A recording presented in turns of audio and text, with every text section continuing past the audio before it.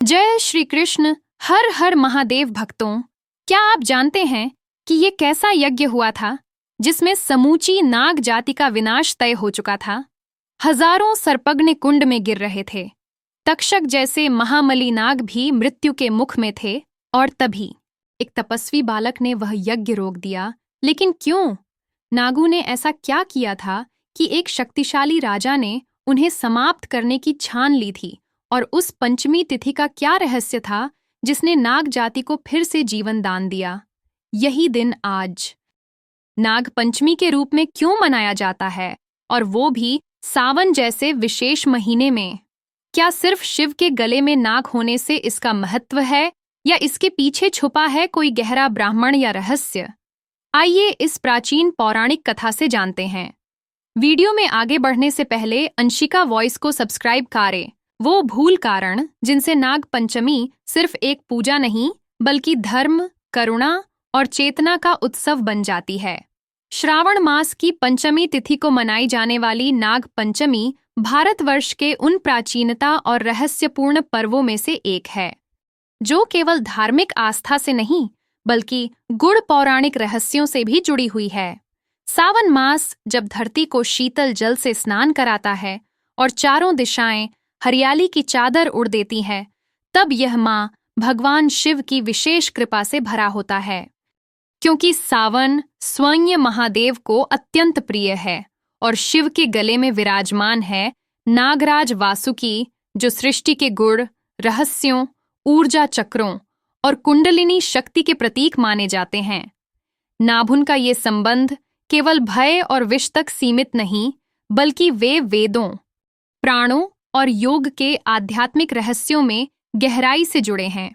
विशेष रूप से नाग पंचमी का पर्व, जो श्रावण शुक्ल पंचमी को मनाया जाता है, उसके पीछे एक अत्यंत प्राचीन रहस्यमय और धर्मबोधक कथा है जो राजा परीक्षित और तक्षक नाग से जुड़ी हुई है। महाभारत के युद्ध के बाद जब पांडवों ने राज्य त्याग दिया, तब अर्जुन के पुत्र विन्यु, जो चक्रव्यूह में वीर गति को प्राप्त हुए थे, उनके पुत्र परीक्षित श्री कृष्ण की कृपा से गर्भ में ही ब्रह्मास्त्र से सुरक्षित रहकर जन्मे हुए धर्म, नीति और शौर्य के प्रतीक थे, और उन्होंने हस्तिनापुर के सिंहासन पर आरोप होकर अश्वमेध यज्ञ कर चारों दिशाओं में विजय पताका फहराए। एक दिन वे वन में शिकार के लिए गए, जहां दीप प्यास और भूख से व्याकुल होकर उन्होंने एक तपस्वी आर्षि शमी के आश्रम में शरण ली। आर्षि गहन तपस्या में लीन थे। परीक्षित ने उन्हें बार बार संबोधित किया, किंतु कोई उत्तर नहीं मिला। उन्हें भ्रम हुआ कि अर्षि जानबूझकर मौन है और इसने उनके क्षत्रिय आकार को ठेस पहुंचाई। उन्होंने ही मृत सर्प को उठाकर ऋषि के कंधे पर रख दिया और वहां से चले आए। जब आर्षिपुत्र श्रृंगी, जो स्वयं बालक थे किंतु तप से पूर्ण थे, उन्होंने यह अपमान सुना, तुम्हें कुपित हो गए और क्रोध में श्राप दे दिया, जो राजा मेरे पिता के गले में मृत सर्क गया है, उसे 7वें दिन तक्षक नाग धसेगा और उसकी मृत्यु होगी। जब शमी आर्षि को ये ज्ञात हुआ तो वे अत्यंत किरण हुए। उन्होंने परीक्षित को संदेश भेजा कि पुत्र के अज्ञान से दिया गया ये श्राप अटल है, इसे टाला नहीं जा सकता। राजा परीक्षित ये जानकर न घरे न भागे, बल्कि उन्होंने गंगा तट पर जाकर श्रीमद् भागवत कथा का श्रवण प्रारंभ किया। 7 दिनों तक महान संत सुखदेव जी ने उन्हें मोक्ष की अमृत कथा सुनाई, और जब 7वां दिन आया, तक्षक नाग ब्राह्मण का वेश लेकर पहुंचा और अंततः राजा को डस लिया, जिससे उनकी मृत्यु हुई। किंतु यह मृत्यु सांसारिक नहीं, वरन ईश्वर को समर्पण की अवस्था में प्राप्त हुई थी। उस समय जब राजा का अंत हुआ तो तक्षक नाग का नाम समस्त ब्राह्मणों और राजाओं में व्याप्त हो गया, और यही दिन श्रावण शुक्ल पंचमी का था, जिसे बाद में नाग पंचमी के नाम से स्मरण किया जाने लगा। किंतु कथा यहीं समाप्त नहीं होती। परीक्षित के पुत्र जन्मेजय को जब ही ज्ञात हुआ तो उन्होंने प्रतिशोध की अग्नि में जलते हुए सर्द यज्ञ सत्र का आयोजन किया, जिसमें मंत्र बल से समस्त नागों को बुलाया गया और अग्नि में आहुति दी जाने लगी। हजारों नाग जल गए। नागलोक हाहाकार से भर गया। तब नागों की रक्षा के लिए प्रकट हुए एक दिव्य बालक मुनि आस्तिक, जो मनसा देवी और ब्राह्मण चरित्रकारों के पुत्र थे, उन्होंने राजा जन्मेजय को धर्म का स्मरण कराया। कहा, राजन, ये प्रतिशोध नहीं, अधर्म है। सभी नाग तक शक नहीं, और निर्दोषों का संहार कभी भी धर्म नहीं कहा जा सकता। राजा जन्मेजय ने आस्तिक की वाणी से प्रभावित होकर यज्ञ को तत्काल रोक दिया और नागम को जीवन दान दिया। तभी से ये दिन, जब सर्क जाति को नवजीवन मिला, नाग पंचमी कहलाया। इस दिन विशेष रूप से नागों की पूजा होती है, क्योंकि यह पर्व केवल नाग को पूजन नहीं, बल्कि क्षमाशीलता, करुणा, प्रकृति संरक्षण और धर्मानुशासन का प्रतीक है। महिलाएं दीवारों पर गोबर से नाग बनाती हैं। उन्हें दूध, लावाब, अक्षत, दूर्वा, फूल अर्पण करती हैं, ताकि घर में शांति, समृद्धि और सर्पदोष से मुक्ति मिले। साथ ही भगवान शिव, जो नागों के अधिपति हैं, उनकी कृपा भी प्राप्त हो। नाग पंचमी हमें यह भी सिखाती है कि जीवन में क्रोध, प्रतिशोध और क्षत्रिय अहंकार यदि विवेक से नियंत्रित ना हो, तो वे एक संपूर्ण जाति के विनाश का कारण बन सकते हैं। परंतु यदि एक मुनि आस्तिक जैसे ज्ञानवान ब्राह्मण की वाणी और एक सुखदेव जी जैसे संत की कथा आत्मा में उतर जाए, तो मनुष्य मृत्यु को भी मोक्ष में परिवर्तित कर सकता है। नाग पंचमी केवल एक पौराणिक पर्व नहीं, बल्कि यह हमें आत्मचिंतन, तप, क्षमा और प्रकृति से जुड़ने की प्रेरणा देता है।